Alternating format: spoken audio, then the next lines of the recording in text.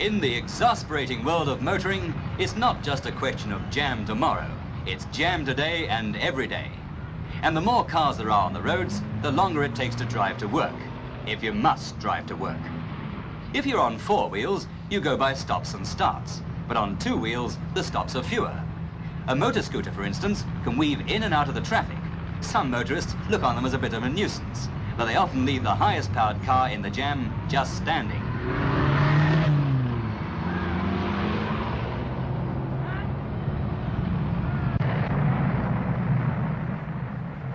And parking a scooter is easier than parking a car. With these advantages and its relatively low price, an average machine costs about £160, it's not surprising that the scooter population of Britain has in 10 years increased from 4,250 to 470,000. And of course, a scooter can be run on a shoestring. Most scooters will do around 100 miles to a gallon of oil and petrol mixture. The motor scooter was invented in Britain just after the First World War, but the idea didn't catch on. In World War II, a special machine was produced to be dropped with paratroops into enemy-occupied territory.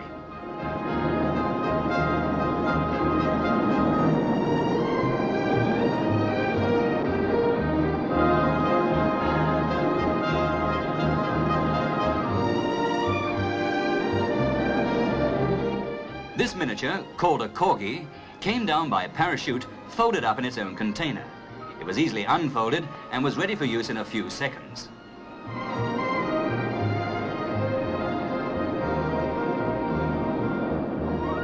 There are very few corgis left today, but these members of the London Federation of Boys Clubs are taking part in what they call a go-bike rally on tiny machines very similar to them.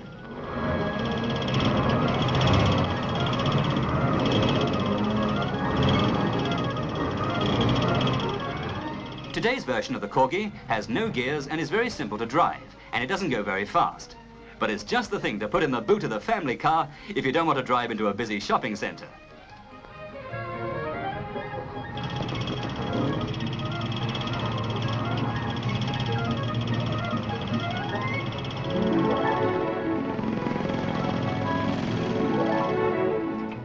This little runabout is really halfway between a motorcycle and a scooter. The true motor scooter, however small, is in law a motorcycle, but it has 3 main differences. The wheels are very much smaller, it has an open frame with a foot platform, and all its working parts are completely enclosed. Whew! What a getaway! Like a motorcyclist, a learner on a scooter doesn't have to be accompanied. But this Italian scooter is fitted with a specially designed dual control to make learning to ride safer on the highway.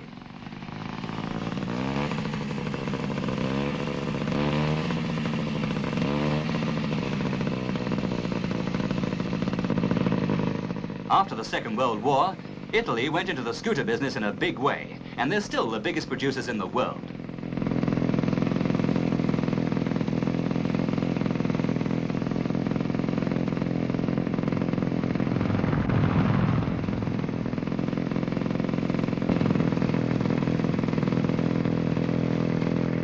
With the vast increase in scooters have come scooter clubs, more than 600 in Britain alone, with about 20,000 active members, more than a quarter of them women. This is a club outing to Box Hill in Surrey, but clubs like this will travel thousands of miles on holiday and to scooter rallies all over Europe.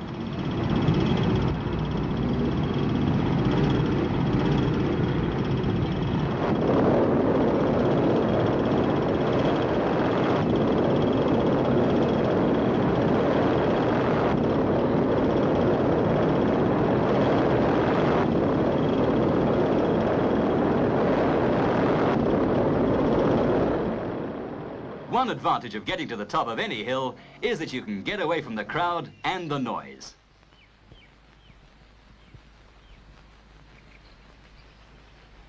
About 4,000 people who like crowds and scooters gathered at London's Crystal Palace for a mass scooter rally.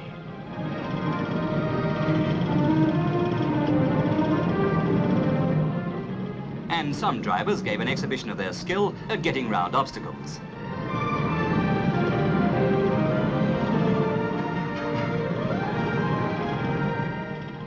At the end of the rally, there was a grand parade of all the scooters, many with sidecars. This is the first completely automatic British scooter. Its gears and clutch are self-operating, and, say the makers, a novice with no previous experience can get on it and drive away. Today, nearly 90,000 new scooters are sold in Britain each year, and more of them are British-made, though the United Kingdom only entered the scooter market seriously about 5 years ago. Top speed of a scooter is about 45 miles an hour, but they vary in size and power, between 50 and 280 cc. About 40% of the scooters in Britain are owned by women.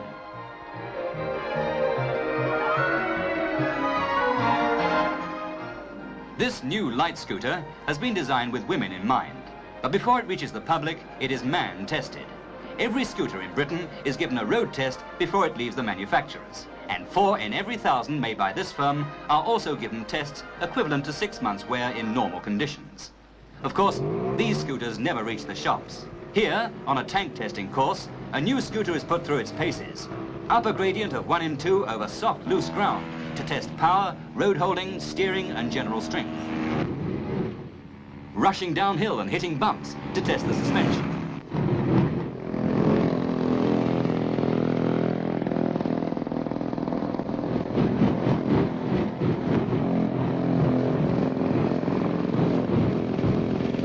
Through 6 inches of water to make sure that all parts are sealed. If a scooter survives this sort of thing, it should stand up to Mum popping round to the shops on it, even if she's a heavyweight.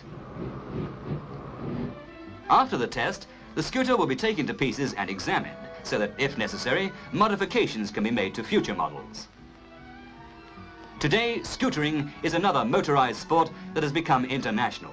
To this rally at London's Haringey Stadium came visitors from 13 European countries, as well as Africa and the United States, and many took part in the competitions. There are still scooters, of course, without even the tiniest engine, which rely on child power or manpower.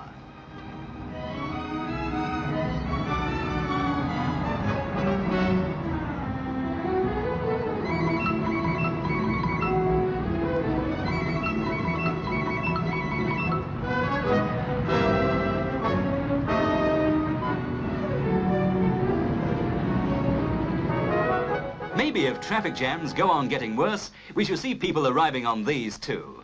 Because if things got quite impossible, you could always tuck this sort of scooter under your arm and run.